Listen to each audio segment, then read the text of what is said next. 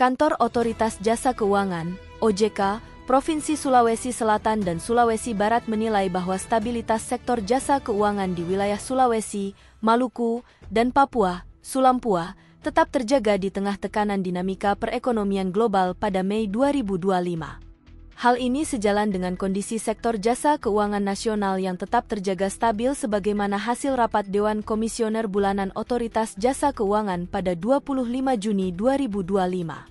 Kepala OJK Provinsi Sulawesi Selatan dan Sulawesi Barat, Muchlasin menyampaikan ketahanan tersebut mencerminkan resiliensi sektor keuangan yang solid serta fundamental perekonomian domestik Sulampua yang tetap kuat. Perekonomian Sulampua menunjukkan ketangguhan dengan inflasi yang relatif terkendali, mencerminkan keberhasilan koordinasi pengendalian harga serta dukungan sektor real yang tetap aktif, ujarnya pada Selasa, 22 Juli.